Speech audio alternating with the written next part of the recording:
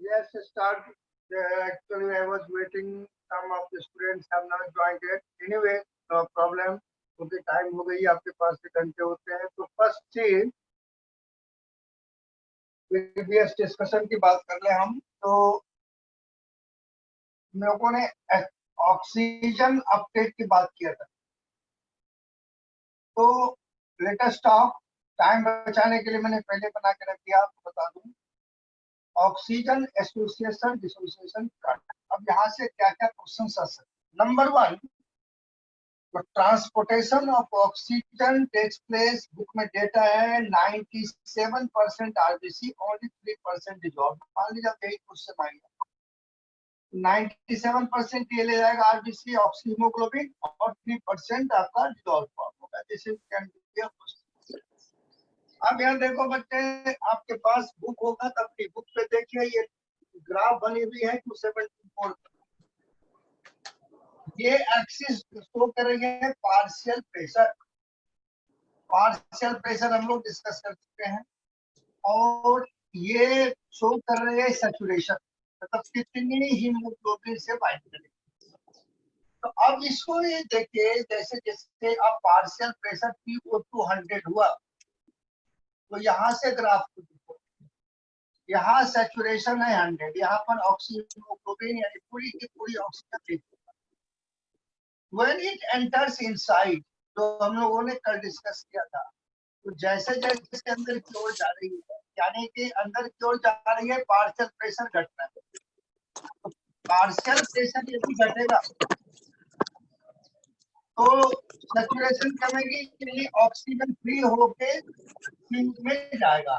तो you have to read in this direction. Partial pressure lesser will be partial pressure, more will be dissociation. Number 1। अब देखो ये book पे है नहीं, बट इसको बोर्स इफेक्ट बोलते लिख लेंगे। It is Bohr's effect. Bohr's effect पहले आप समझ लो, फिर नोट कर लो बच्चे। कल इसी बात हम लोगों ने किया था। तो जब आपका ये हो जाएगा तो फिर मैं इस पर बताऊंगा। नंबर 1 नोट करोगे। भैया ये आवाज आपसे रोज आती है बच्चे, थोड़ा सा चेक करो, ये ऑफिस से है या बच्चों के घर से है, प्लीज चेक करिए। अब देखो कौन कौन सी फैक्टर्स अफेक्टिंग एसोसिएशन डिसोसिएशन।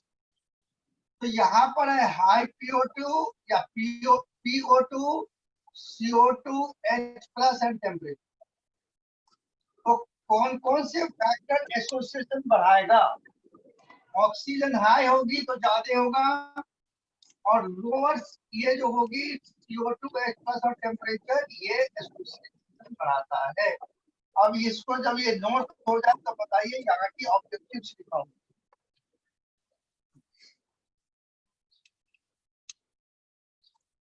और इस तरह के कर्व को बोलते हैं बच्चे सिग्मोइड कर्व।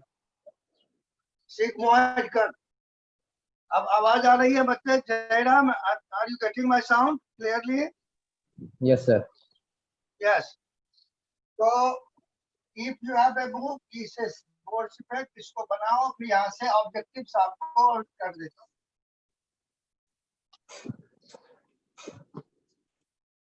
सब नजर आ रही बच्चे? सब नजर नहीं आ रहे सर। बोर्ड नहीं दिख रही? यस सर, कम दिख रहा। कम दिख रही थोड़ा सा। यहाँ तो यहाँ से सही जा रहा है, क्योंकि मैं दूसरे पर चेक कर रहा हूँ। आपकी ट्रांसमिशन प्रॉब्लम होगी तो एक काम कर लो, यदि आपके पास बुक है तो 270 पेज खोल दो। आप 274 पेज खोल दो, वही है, उसी को मैं समझा रहा हूँ। प्रॉब्लम आपकी है बच्चे, यहाँ चूंकि हमारे पास है सिस्टम, हम चेक करते हैं तो कैसा ट्रांसमिशन यहाँ से जा रहा है। साइड में लगी है, यहाँ से सही जा रहा है। देखो यही है, एक दो लाइन है, एक्स एंड वाई एक्सिस है।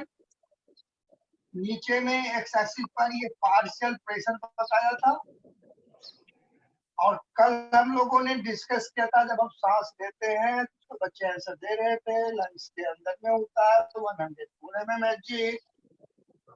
फिर जब आर्टरी में जाती है तो कितना था बच्चा? Anyone recalling? CO2 95। 95। ये देखो, इस ग्राफ को ऐसे पढ़ना है आपको, उल्टी, यानी ये पार्शियल प्रेशर है, एटमॉस्फेयर में था 159 mmHg, आपकी लंग्स में आया 104, आर्टरी में आया 95।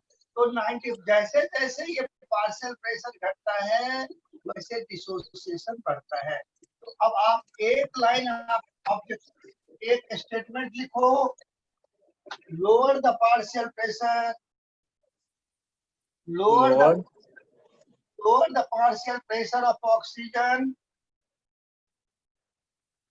lower the partial pressure of oxygen, oxygen, higher will be dissociation, higher will be dissociation। हाँ, जितनी प्रेशर घटती है ऑक्सीजन हीमोग्लोबिन उतनी छोड़ती है। yes sir, पॉइंट लिखोगे, which factors affecting oxygen association dissociation? तो oxygen, carbon dioxide, yes sir, H+ and temperature, लिखा दिया था। अब देखो, अब यहां से ऑब्जेक्टिव है, ग्राफ को मिटा दो बच्चे की, रहने दो, मिटाओ सर, ठीक है। ये आपने लिख लिया, आरबीसी कैरिंग 97% और प्लाज्मा 3%, ये बुक में लाइन, और इसी को बोर्स इफेक्ट कहते हैं। अब यहाँ देखो, अब इसको मैं मिटा दिया था, नहीं मिटाऊंगा नहीं, क्योंकि एक बातें डिस्कस करनी है, नहीं मिटाऊंगा। अब यदि पार्शियल प्रेशर घटा और मान लो अब हायर टेम्परेचर हुआ, हायर टेम्परेचर, अब आपसे पूछता है higher will be the temperature, the graph will shift left right remain unchange. अब ये क्वेश्चन आप लिखेंगे, if the temperature become high, if the temperature become high, if the temperature become high, higher, temperature the become graph higher, will remain unchanged, the graph, हाँ ये graph, ये वाला, ये dissociation curve, graph और dissociation curve, better to right dissociation curve देखिए, फिर मैं repeat करता हूँ, if the temperature become high, तो dissociation curve remain unchanged, shift left और shift right। तो भैया जब टेम्परेचर जो है वो ज्यादा हो रहा है, तो ये राइट की शिफ्टिंग होगी इनकी, यानी डिसोसिएशन बढ़ेगा।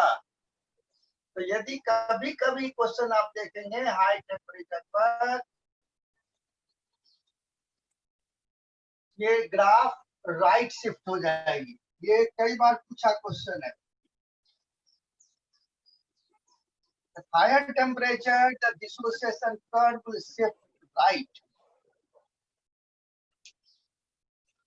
तो जैसे जैसे अंदर की ओर ऑक्सीजन जा रही है गोलाई के पास ब्लड में, तो टेम्परेचर बढ़ती है, सांस आप ले रहे हैं, अंदर में गैस आ रहा है जा रहा है, तो एग्जैक्ट 37 डिग्री सेल्सियस वहां मेंटेन नहीं होता, वहां कम टेम्परेचर रहती है। yes, तो कम टेम्परेचर है तो ज्यादा एसोसिएशन होगा, अंदर घुसते ही डिसोसिएशन। यहाँ से बच्चे कई क्वेश्चन बन गया, तो फैक्टर्स कौन कौन है, तो ऑक्सीजन, CO2, H+ टेम्परेचर, तो ये तीन फैक्टर, CO2, H+ लोअर है, डिसोसिएशन बढ़ेगा,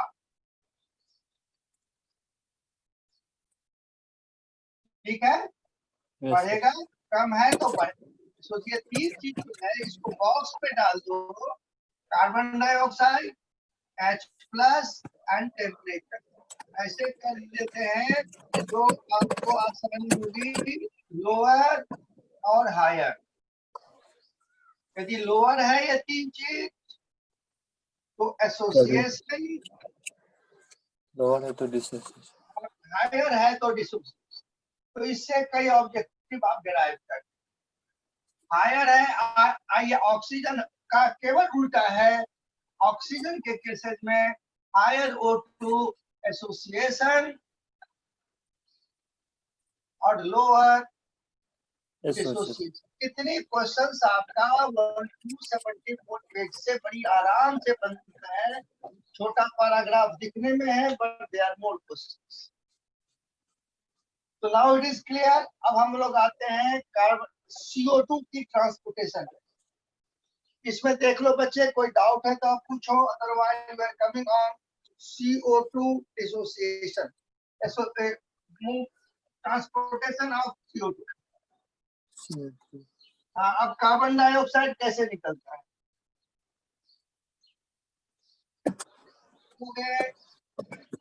मैं दूसरा मार्क कर लेता हूँ, उसमें कम दिख रहा है।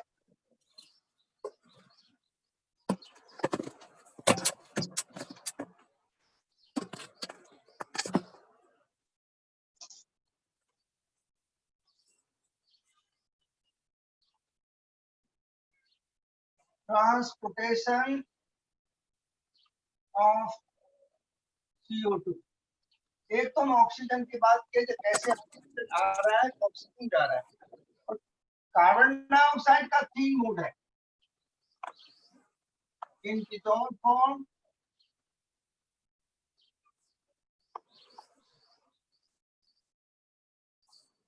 इन फॉर्म ऑफ कार्बामिनो हीमोग्लोबिन और in form of bicarbonate. 3 method से कार्बन डाइऑक्साइड का मूवमेंट होता है।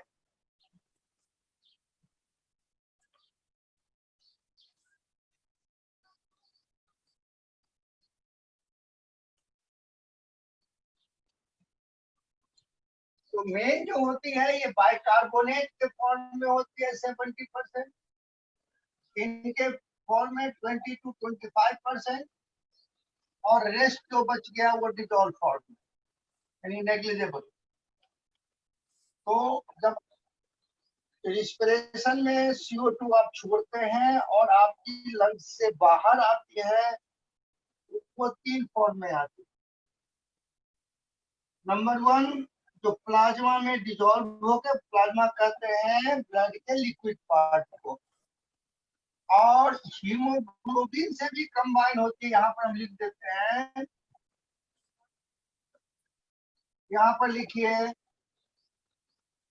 20 to 25% of carbon dioxide, 20 to 25% of carbon dioxide combined, 20 to 25% of carbon dioxide combined with amino group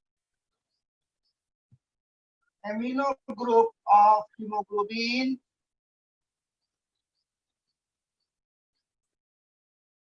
combined with amino group of hemoglobin form carbaminohemoglobin. I repeat. Yes, sir. कुछ बच्चे लिख रहे हैं, आराम से लिखिए, हम 3 बार रिपीट करेंगे। मुझे पता चल रहा है कुछ बच्चे राइटिंग कर रहे हैं, डिक्टेशन ले रहे हैं, तो आप चिंता न करो, मैं 3 बार रिपीट करूंगा, धीरे से रिपीट करूंगा। फिर भी छूट जाए बच्चे तो आप बोल देना sir repeat.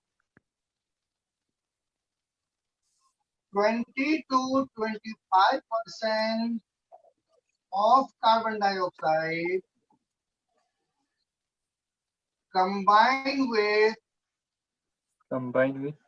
amino group of hemoglobin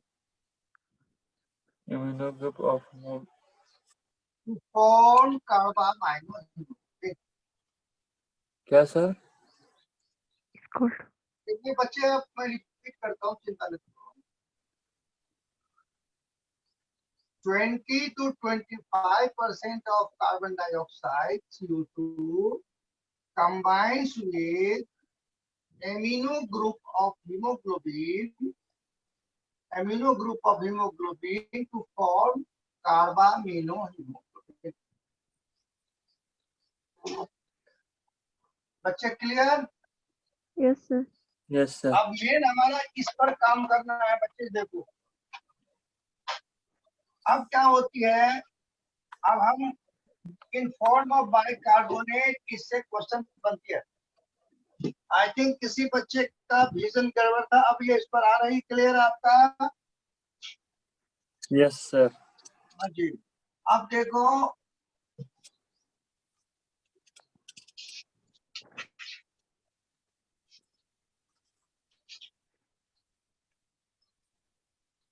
transportation of CO2 in form of bicarbonate. अब इन मैटर को समझिए और इनसे कई ऑब्जेक्टिव आपके डराइव होगा। बुक में तो एक सीक्वेंस एक लाइन लिखा है, ये नहीं होता बच्चा, समझ लो पहले। ये देखो, ये रेड ब्लड सेल्स है आरबीसी। तो आरबीसी में जो हीम वाला पार्ट था, आयरन वाला, वो तो ऑक्सीजन लेके गया। लेकिन ये जो कॉन्सेप्ट है बीच में, इसमें क्या रिएक्शन होती है, ये देखो। रिएक्शन यहाँ पर, ये आरबीसी है बच्चा। अब देखो आपके अंदर कितनी रिएक्शन होती रहती है, पता भी नहीं चलता है। यहाँ पर कार्बन डाइऑक्साइड और प्लस वाटर रिएक्ट किया, और यहाँ पर एंजाइम होता है कार्बोनिक एनहाइड्रेट। अब बच्चा, ये एंजाइम का नाम आपके 158 पेज पर भी दिया है, जो फास्टेस्ट नोन एंजाइम है। यानी ये पेज भी नोट करिएगा, ये बुक में एक ही जगह नहीं है। ये इन दोनों को कंबाइन करा दिया, CO2H2O को बन गया H2CO3 कार्बोनिक एसिड। ये हम पॉइंट पर लिखते जा रहे हैं। ये पहला रिएक्शन हुआ। दूसरी रिएक्शन में नंबर रिएक्शन पॉइंट 2, ये कार्बोनिक एसिड टूट गया आपका H plus HCO3 minus.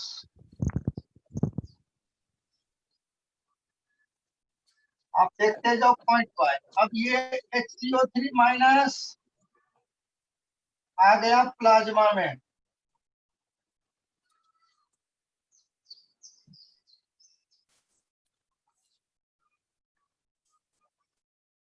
Plasma यदि आप नहीं जानते हैं तो लिक्विड पार्ट ऑफ ब्लड, ये आरबीसी से छोड़ के बाहर आ गया।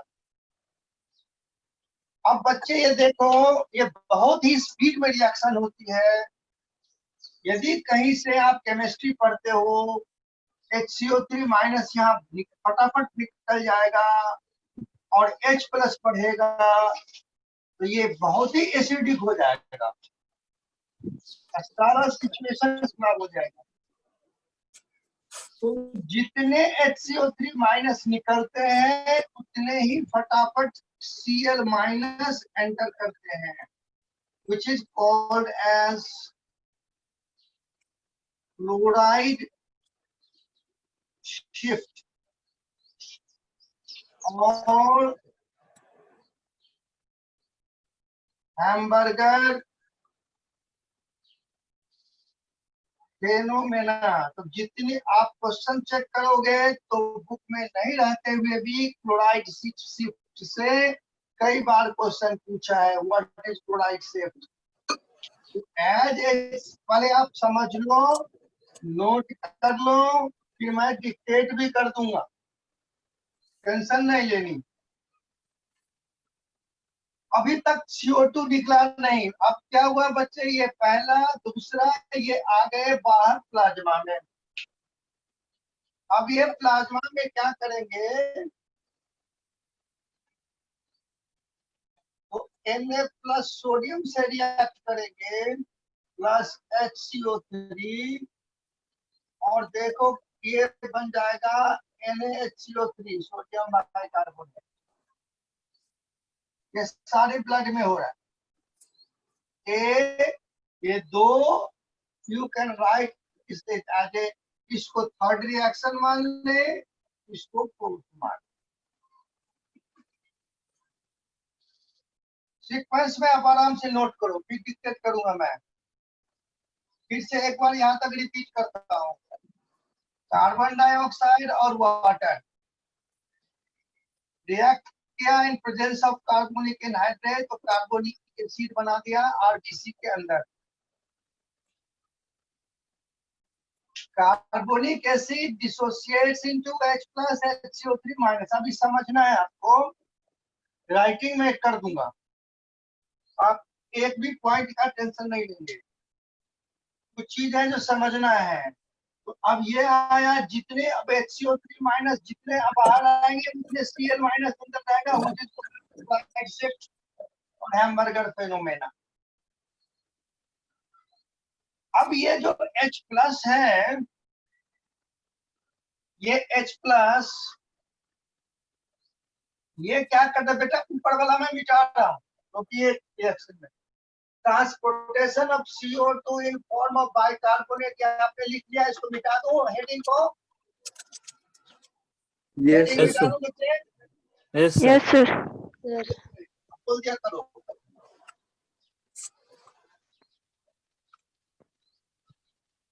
अब देखो कितनी रिएक्शन होती है, ऐसे आराम से आप जब सोते हैं नींद में देखते रहो हमारी बॉडी में क्या रिएक्शन होती है, अपने आप पता चलेगा जी।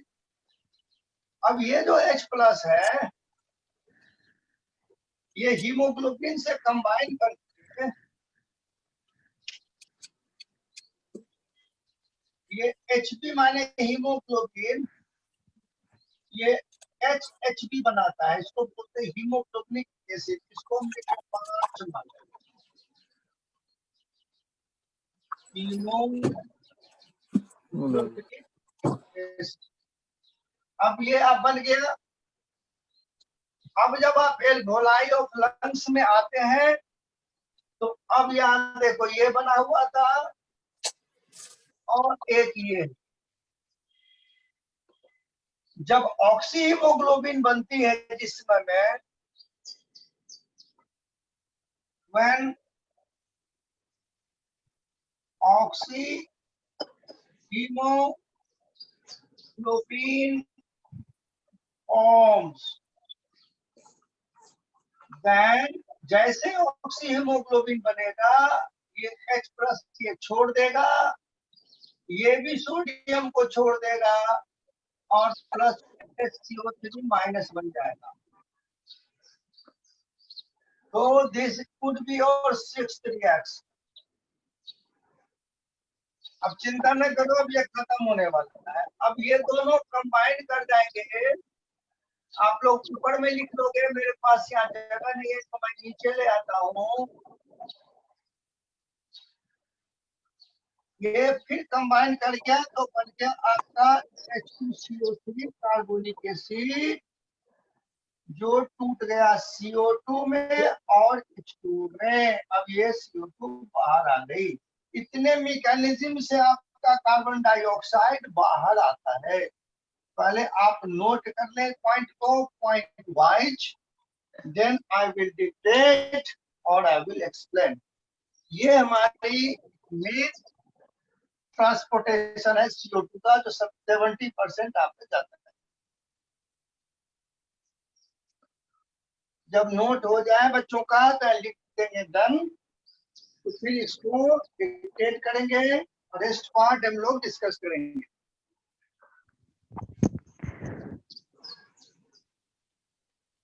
Done, sir. हो गया बच्चे? Yes, sir. Very good. तो डिक्टेट करने की जरूरत है कि हो जाएगा? No, sir.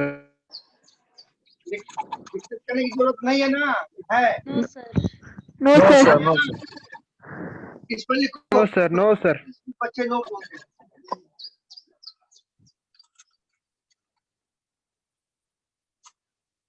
चलिए, तो अब एक चीज लिख लो, जो कार्बोनिक एनहाइड्रेट जो है ये is the fastest known enzyme है।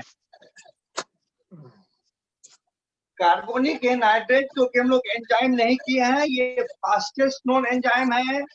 और 158 पर देखोगे ये रिएक्शन कितना होता है, तो 6 लाख मॉलिक्यूल पर सेकेंड। ये रिएक्शन रेट लिखी हुई है, क्या बोला मैं? 6 लाख मॉलिक्यूल पर सेकेंड कन्वर्जन होता है ये आपके आरबीसी में। यदि किसी को विश्वास ना हो तो अपनी अपनी आरबीसी में झांक के देखो। समझ में आई बच्चे? Yes sir. Yes sir. आप इमेजिन करो जो कितनी आरबीसी है और कितने विगरस रिएक्शन हमारे अंदर होते रहते हैं, इंसान को कुछ पता नहीं। एक एक आरबीसी में 6 लाख मॉलिक्यूल पर सेकेंड हो रही है, इतनी तेज रिएक्शन होती है। चलो यहाँ के बाद हम आ जाते हैं दूसरी पार्ट पे। कंट्रोल ऑफ रिस्पिरेशन में आप आ जाइए पेज 275। चैप्टर खत्म, इसको मिटा दो बच्चे, यस सर। मिटा Yes, दो, sir. है ना? Yes sir. Yes sir.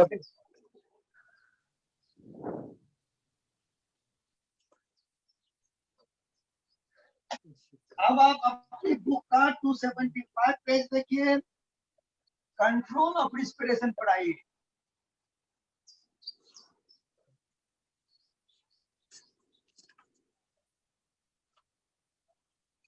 और वहां लाइन पर होंगे। अब देखो बच्चे, सबसे कंट्रोल ऑफ रिस्पिरेशन पर ये बात करनी है। जो आप दौड़ना शुरू करते हैं तो इमीडिएटली देखते हैं जो रेट ऑफ रिस्पिरेशन बढ़ गया और हार्ट की बीट भी बढ़ गई। ऐसा क्यों हुआ? Because you are doing the more exercise, your cell required more oxygen.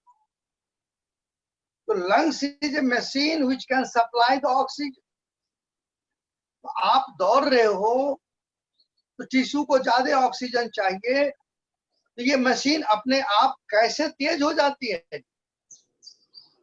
दौड़ते हो तो तेज हो गई, फिर बैठ गए हो तो स्लो हो गया ऑटोमेटिक। उस कंट्रोल को देखना है हमको, दैट इज रेगुलेशन।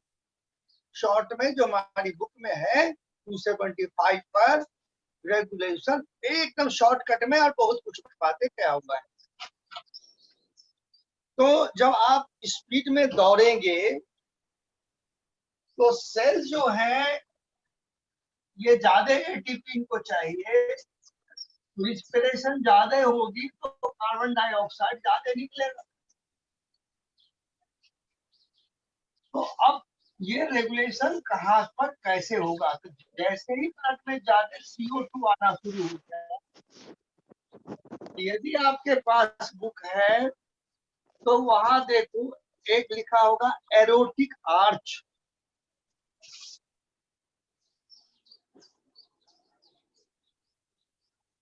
अब मैं आपको बनाता हूँ एरोटिक आर्च क्या है। तो हार्ट से जो लेफ्ट साइड ऑट्रियम से ब्लड वेसल्स जो निकलती है, वो डायग्राम हार्ट वाले में है, आप देखोगे ऐसे करके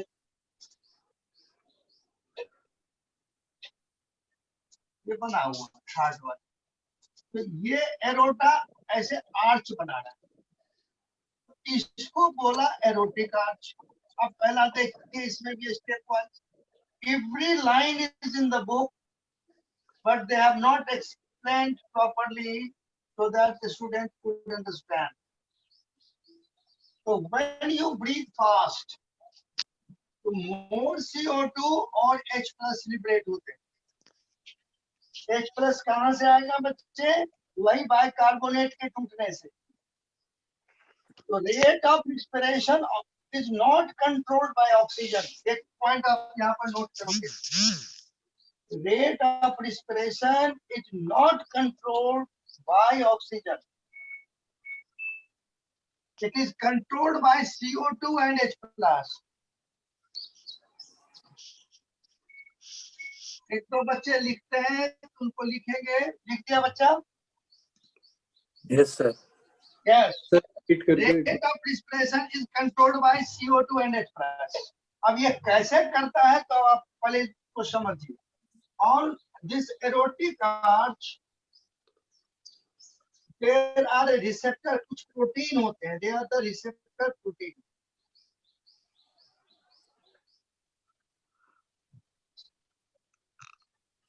तो इस रिसेप्टर प्रोटीन से ये दोनों CO2 और H प्लस बाइंड करेगा. Number 1, binding of CO2 and H plus two receptor protein जो प्रेजेंट है एरोटिक आर्च पे. फिर समझ लो, फिर आगे बना के तब. अब ये क्या करेगा, ये सिग्नल भेजेगा, सेंड सिग्नल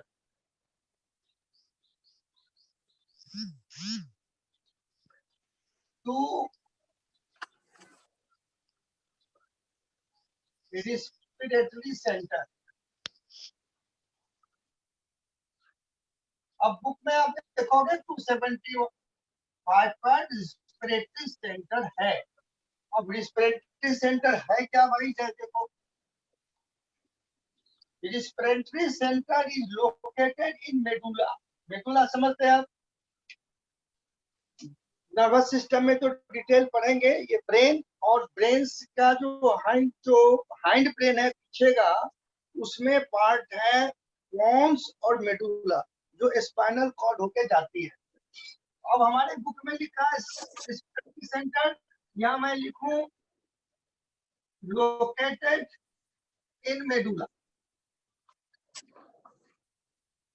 मेडुला कहाँ पर है? तो अब ये जैसे ब्रेन से ऐसे नर्वस क्या स्पाइनल कॉर्ड आती है, तो यहाँ पर होती है मेडुला.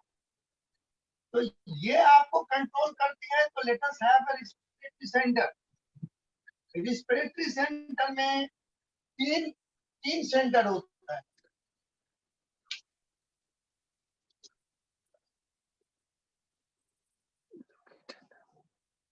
इसको बना लेंगे जो कि यहाँ लिखा है, और कौन से 3 सेंटर होता है.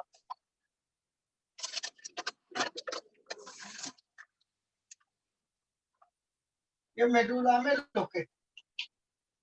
इसको बोलते हैं न्यूमोटैक्सिक सेंटर. न्यूमो ऊपर वाला बेटा मैं मिटा रहा हूँ, कंट्रोल ऑफ रिस्पिरेशन ये मिटा रहा हूँ, इसको मिटा रहा हूँ. न्यूमोटैक्सिक ये है डॉर्सल और ये है वेंट्रल. अब देखो, पहले तो हमने बच्चे को इसमें सीधा लिख दिया रेस्पिरेटरी सेंटर. तो सेंटर नाम सुनने से बच्चा को पता नहीं होता. पहली बात हमने कहा रेस्पिरेटरी सेंटर जो है वो नर्व्स है, न्यूरॉन है, लोकेटेड एट मेडुला. इनमें तीन होते हैं. They are pneumotaxic, dorsal and ventral. Normal जो आपने सांस पढ़ा है, चल रहा है, उस समय में आपका डॉर्सल काम करता रहता है. पर जैसे आपने दौड़ना शुरू किया, इसको मैं अभी शॉर्ट में ही कहता हूँ, नर्वस सिस्टम में और बढ़ा दूंगा. तो ये पहला हुआ, दूसरा चला गया ये रेस्पिरेटरी सेंटर में. ये सिग्नल भेजा रेस्पिरेटरी सेंटर को. अब ये जो रेस्पिरेटरी सेंटर है, इसमें ये नहीं, ये सिग्नल दिया डायफ्राम प्लस इंटरकोस्टल मसल. ये मैं बताया था इंस्पिरेशन एक्सपिरेशन में डायफ्राम यहाँ पर है मस्कुलर, इंटरकोस्टल मसल्स रिब से लगी होती है. जैसे ये सिग्नल गया, डायफ्राम को कॉन्ट्रैक्ट कराया, डायफ्राम कंट्रैक्शन नीचे आई और इंटरकोस्टल मसल्स कांटेक्ट किया और आपकी सांस जोरों से चलने लगी। विदाउट दिस सिग्नल आप कहते सर मैंने देखो जोरों से सांस ले लिया। अरे भैया जब तक ये सिग्नल ना डालेगा तब तक आप नहीं ले सकते। अब किसी का भी किसी रीजन से रिस्पिरेटरी सेंटर डैमेज हो गया तो सांस ले ही नहीं पाएगा, आप कुछ भी कर लो। तो पहला देखो क्या हुआ। अब अपनी पैराग्राफ पढ़ लेना आप, आइए डायग्राम बना देना वहीं पे। When you do strenuous exercise, number 1, CO2 H plus liberates. It binds with the receptor present on aortic arch. Arch इसलिए कहते हैं कि ये टेढ़ा है, ये एरोटा जो लेफ्ट साइड ऑफ हार्ट से निकल रहा है। After binding, it sends signal to the respiratory center. The respiratory center sends signal to diaphragm and intercostal muscles and start contracting more quickly. Respiration rate become high. और जैसे आप rest में आ गए, इनकी कंसंट्रेशन कम हुई, ये सिग्नल जाना बंद हुआ। अब ये जो डॉर्सल वाला है वो नॉर्मल रिस्पिरेशन चलाएगा। तो this is the mechanism. If you have understood it's okay. अब बताओगे जो एक्सरसाइज रिक्वायर्ड और नॉट।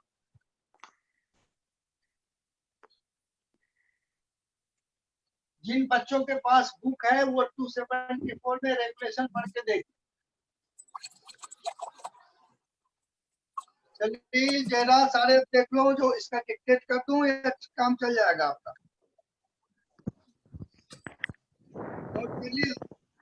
Yes sir. कोई दिक्कत तो नहीं नासिर? यस सर लिखा सर। शमीम ठीक है? Yes sir. Yes Jiten yes चलो सर। चलो कोई बात नहीं। देखो ये छोटी छोटी एनसीईआरटी में क्या है, मैं बहुत ज्यादा पढ़ाया ही नहीं हूँ, जब पूछेगा भी नहीं। इतनी पैराग्राफ में बहुत सारी चीज डाल दिया। अब वो आप कुछ भी नहीं है, इसको ब्रेक कर दो, बच्चे समझ जाएंगे। अब ये जब हो गया तो आपका ये खत्म हो गया। अब आपको कुछ इसके डिजीज पढ़ने हैं, रिस्पिरेटरी डिजीज। चलो आज खत्म कर लें इस चैप्टर को। तो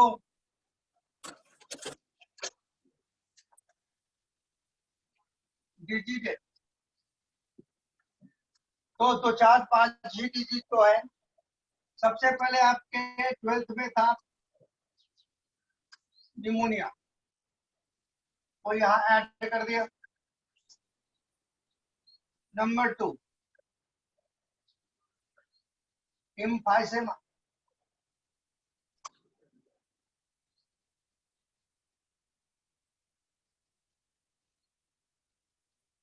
ब्रोंकाइटिस, आस्थमा और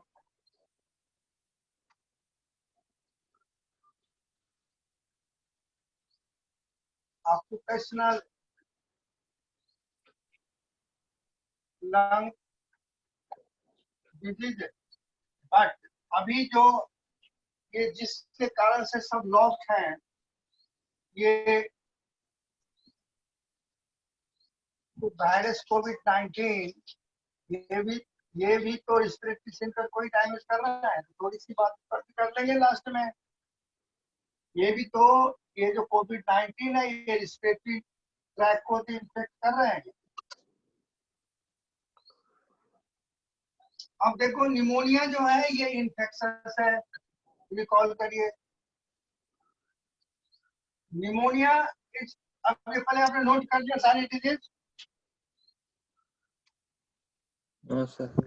यस सर। आप पहले नोट करो, फिर शॉर्ट डिस्कस कर देता हूँ।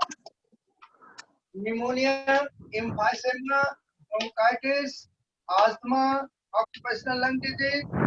लास्ट में जो अभी रिसेंट है उसको भी बता दूंगा, क्योंकि कभी मेडिकल्स में पूछते हैं। अभी हमको जानना भी चाहिए ये क्या कर रहा है, ये वायरस कर क्या रहा है रिस्पिरेटरी डिजीज। तो निमोनिया में क्या होती है, ये जो एल्वोलाई ऑफ लंग्स है, ये एल्वोलाई ऑफ लंग्स जो हमने कहा था, जहां पर ये बेसमेंट मेम्ब्रेन है और यहाँ एक्सचेंज होती है। तो इन द निमोनिया जो है वो एल्वोलाई ऑफ लंग्स, इसमें ये फ्लूइड बढ़ गई। अब इसके अंदर फ्लूइड आ गया, तो आप बाहर से ऑक्सीजन सप्लाई भी कर दोगे तो ये कहां से जाके यहाँ डिफ्यूज करेगा। तो it is an infectious disease.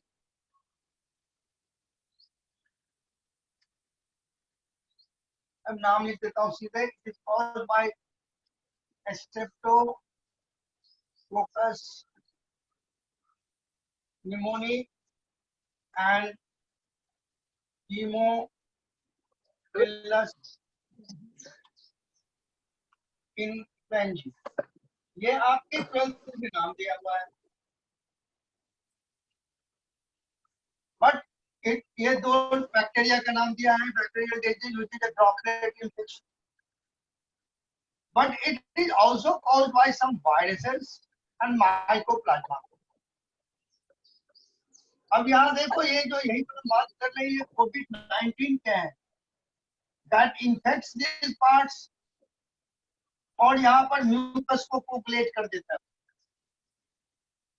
जैसे वो म्यूकस साइट कोगुलेट कर दिया तो पूरी एल्वोलाई ऑफ लंग्स जो है वो ब्लॉक हो गया और ऑक्सीजन की कमी हो गई और डेथ हो गई। This is doing this virus COVID-19. So this is about pneumonia और इस प्राइमरी और सेकेंडरी जो है वो आपकी 12th में थी। Now come on bronchitis.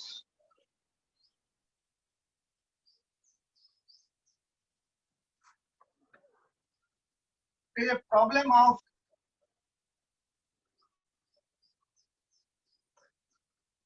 bronchiole. अब देखो, अभी पहला जो आपने डिस्कस किया वो एल्वोलाई ऑफ लंग्स था। यहाँ पर ब्रोंकाई एंड ये ट्रैकिया ऐसे आते हैं, ट्रैकिया डिवाइड इनटू ब्रोंकाई। तो ये प्रॉब्लम यहाँ की है। अब यहाँ पर होती क्या है, वो दो वर्ड में लिखता हूँ, हाइपरट्रॉफी एंड हाइपरप्लास्टिक। हाइपरट्रॉफी कहते हैं इनलार्जमेंट ऑफ द सेल। देखिए, hypertrophy is the enlargement of the cell. Hyperplasia, increase in number of the cell. Hypertrophy, hyperplasia. Hypertrophy, enlargement of the cell. Hyperplasia, increase in the number of the cell. तो बच्चे जब ये बातें यहाँ होगी किसी reason से, तो ये जगह क्या होगा, ये ब्लॉक होगा ना, तो सिम्टम्स क्या आएगा, breathlessness,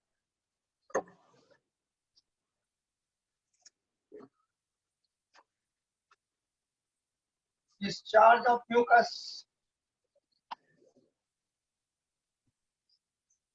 or it could be due to foreign particle.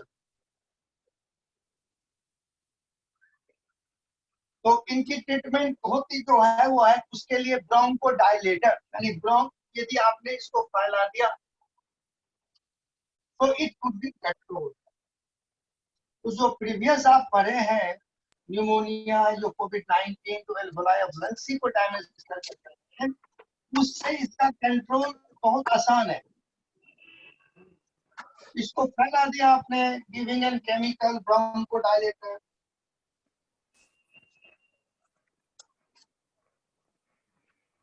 और ये काइंड इंफॉर्मेशन बता दूं तो आप चाय पीते हैं उसमें भी एक ब्रोंको डायलेटर है, थियोफिलीन।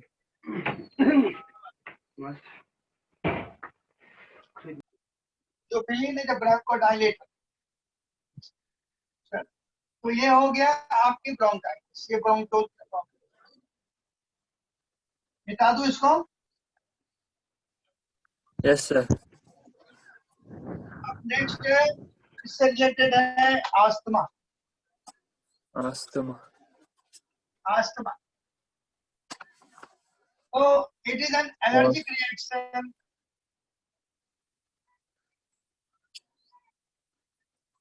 It is due to allergen. तो ये allergen could be dust, pollen, depending upon the individual.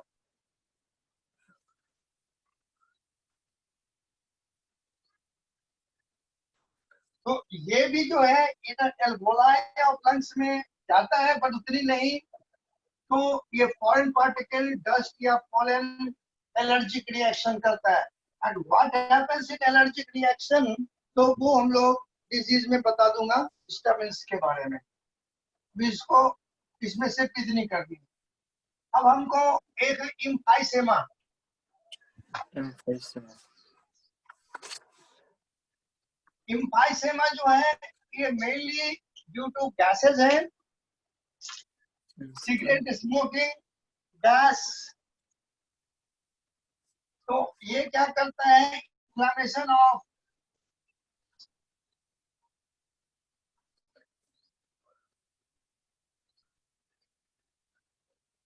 Bronchioles. ये ब्रोंक ऐसे ट्रैकिया आया, ब्रोंका आया, कुछ ब्रोंकाई भी करता है. ये तो फाइन ऐसे करके ब्रोंक्यूल्स होते हैं. अब यहाँ पर जाके ये इन्फ्लेम कर दिया. तो अब ये जो है इरिवर्सिबल होता है. इम्फाइसेमा से जितनी पार्ट डैमेज हो जाता है उसको नॉर्मल रिकवरी आप नहीं कर सकते. ये मेनली गैस और जो स्मोकर्स होते हैं उनमें ज्यादा होता है. ये कोई इन्फेक्शस नहीं है. तो one should be aware about inhalation of the gases. बहुत ज्यादा पॉल्यूशन होता है तो भी हो जाते हैं हमारी दिल्ली में. अभी तक तो भाई तो ये ब्लेसिंग इन डिस्गाइज है जो पॉल्यूशन यहाँ कम हो गई. अदरवाइज यहाँ रोड पे चलना दिक्कत. इतनी गैसेस निकलती थी, you can feel, because it was very popular in the most polluted city in the world. Emphysema due to gas. अब हमने लिखा ऑक्यूपेशनल लंग डिजीजेस. तो ऑक्यूपेशनल लंग डिजीजेस ऑक्यूपेशन से ये बहुत तरह के होते हैं. अब दो मैं आपको लिखता हूँ. Asbestosis and silicosis.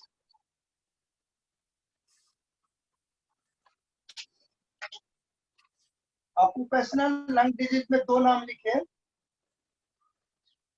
Asbestosis and silicosis. अब इसमें बच्चे क्या होते हैं, आप देखते हैं कुछ मजदूर तो पत्थर काटने में लगे होते हैं. They Yes, sir. don't have the idea, they don't put the mask and cutting the stones. और कहीं सिलिका, तो जब स्टोन काट रहे हैं तो वहां तो कैल्शियम कंपाउंड है, वो भी जाके डिपॉजिट होगा. यदि सिलिका SI जाके डिपॉजिट हुआ, दैट इज कॉल्ड सिलिकोसिस. तो इसको जितनी सिलिका डिपॉजिट हो गई, you have no way to take it. Asbestos जिसकी छत बनती है, उस फैक्ट्रीज में जो काम करने वाले हैं उन्हें हो जाता है एस्बेस्टोसिस. अब जहां पर कहीं पर मान लो एसिड का काम हो रहा है, मैं आपको सिंपल बताऊं, जो बैटरी का काम करते हैं, पीपल डोंट नो, जो कार की जो बैटरीज होती हैं उसमें एसिड डलता है, उसको उन्होंने खोल दिया, एसिड की वेपर उनको लग रही है, उन्हें पता ही नहीं जो लंग्स डैमेज. तो you should be aware of that also. ठीक है, पढ़ाई करें, कंपटीशन भी देंगे, but you should be aware how to maintain healthy life. और रिस्पिरेटरी, हम रिस्पिरेशन की बात करते हैं, डाइजेशन में जैसे हमने बताया था, तो रिस्पिरेशन में है, आपको मैं बता रहा हूँ, यू कैन मेंटेन. अब हमने पिछली क्लास में कहा था, जो आते ही आप बताएंगे कि आप कितने सेकंड के लिए ब्रीथ को होल्ड कर सकते हैं, तो कोई भी आदमी नहीं बताया. जितन, शमीम चेक किया या नहीं किया? सर किया था. क्या बताओ, इस पर लिखो सेकंड सर कितना आया जी? 53 सेकंड्स के राउंड। अरे भैया तो कम है यार, अभी यंग आदमी पूरी एक्सरसाइज करो भैया, 55 कम है। 62 आप ब्रीदिंग देखो भाई, जिनकी अभी आपका यदि देखो जो वुमेन में तो कम होता है, but it can easily be enhanced by breathing exercise. आप खेलिए, दौड़िए, गुब्बारे फुलाइए। जिनका अभी 50 से कम है इस यंग में, वो कम है। और यू कैन एनहांस, आप 1 महीने प्रैक्टिस करके देखो, आपका बढ़ जाएगा। और इसको आप ये 90 सेकेंड पर ले जाइए, 90 सेकेंड, ये this is not so difficult. तो यदि आप मान लो कोई स्विमिंग करते हैं तो कितने देर आप स्विम कर पाएंगे? 40 second, 50 second have to come out. Swimmers जो हैं वो सब होल्ड किया, घूम उसके वाटर के अंदर। तो मैं ये कहूंगा, जो आपने को हिसाब में नहीं बताया, यदि आपको 50 के आसपास है, कम है, तो ये कम है। अभी यंग मैन को बनाना चाहिए, डू द ब्रीदिंग एक्सरसाइज, घर में ही करें, करो। ब्रीदिंग एक्सरसाइज कैसे करें वो भी पूछेंगे तो मैं बता दूंगा। चलो भाई, बाय। ओके अगला सर, मीन ओके। सर्कुलेशन।